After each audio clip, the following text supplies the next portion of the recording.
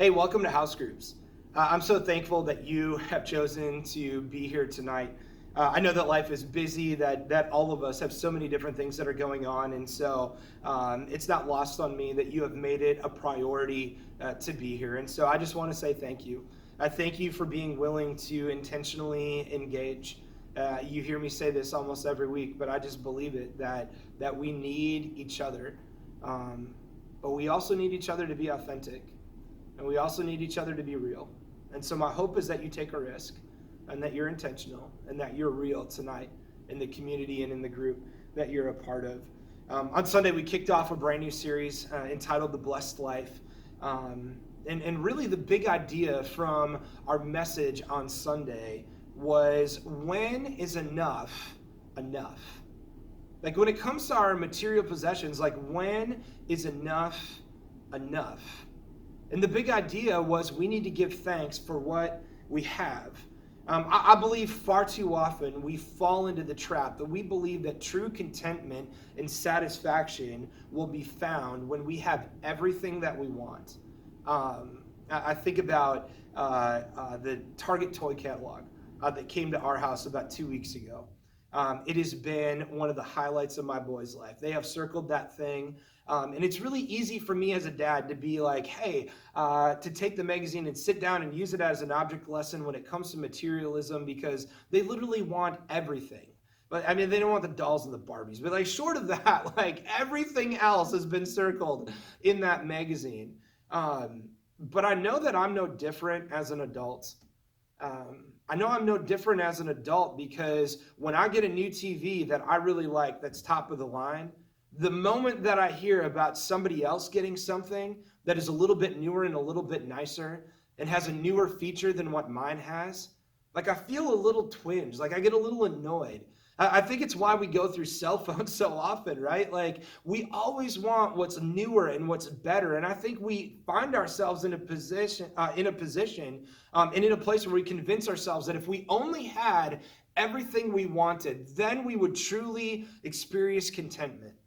If only I had a little bit newer car where I didn't have to worry about it breaking down. If only I had a little bit of a nicer house. If only I had a little bit of a new, and like, whatever it is, like, we get such a focus on our material possessions and begin to believe that that is where true satisfaction is found.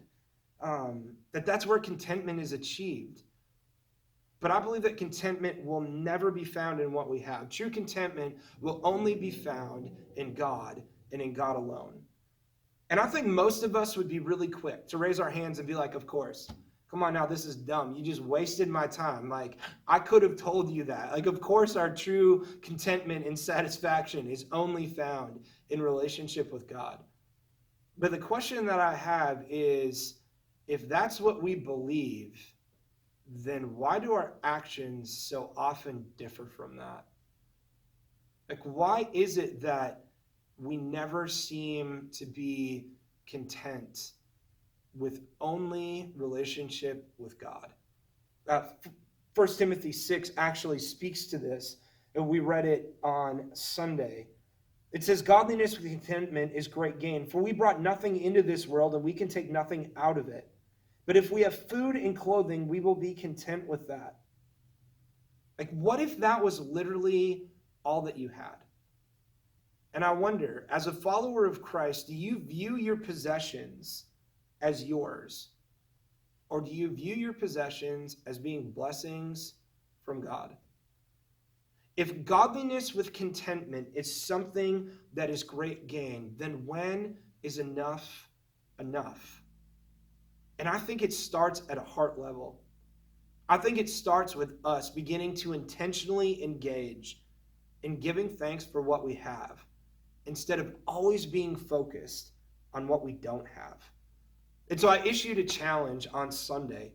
I hope that you're doing it along with me.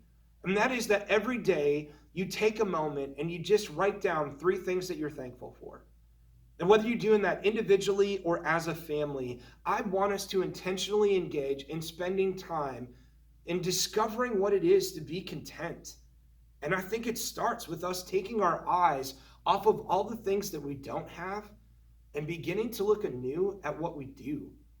James chapter 1, verse 17, it says, every good and perfect gift comes from above. It doesn't say a few things or some things or most things. It says literally every. That seems pretty encompassing to me. Every good and perfect gift comes from above. And so my hope is that we choose to intentionally engage, not with being dissatisfied with what we don't have, but with being satisfied and content with the blessings that we do. Every single one of us have needs. Every single one of us have wants. Every single one of us have desires. And by the way, if you hear my sermon or in listening to this, think that this is about me attacking material things, like I don't have a problem if you have stuff.